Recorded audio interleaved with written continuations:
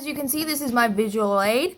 As you can see, it does show a ghost box, a camera, a video camera, an EMF detector, and other equipment that you will need during your investigation.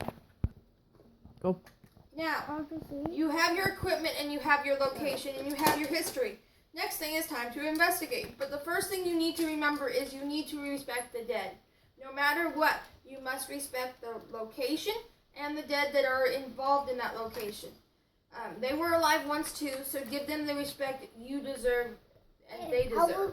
You may have they may have died a very gruesome death, and in doing so, you have to respect and help them because they may have some emotional issues tied with that location if they had a very violent or gruesome death.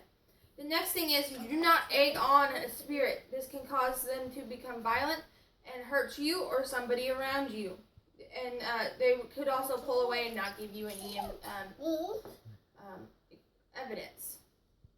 Respect the building, like I said, the house or the landowners. If you do not do that, one, you create a very bad image on your group. You create a very bad image for the paranormal community, but also you can cause damage to historical buildings, to the person's home, and make them not trust the paranormal anymore. It can also make the spirits unhappy and cause more issues. Asking questions. We have EVPs, which we use our digital recorder for.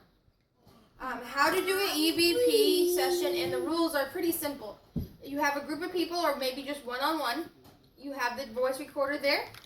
You ask them questions slowly, give them a couple minutes to answer, and ask another question. The questions can include, what's your name, when were you born, what happened to you, and such and such. There are no rules as long as you do not egg on the entity and you are still very respectful with the questions. Evidence. How do you go through all this evidence you get? You spend hours upon hours at this place, and there's lots of evidence. You have 3 or 4 things you have to listen to. That's 24, 30 hours of evidence. That is where your group comes in. If you're by yourself, you take a long time and just listen to it. If you have a group, you continue with a group, cut it up, and you give it out to each person, and they listen, and then they trade back and forth.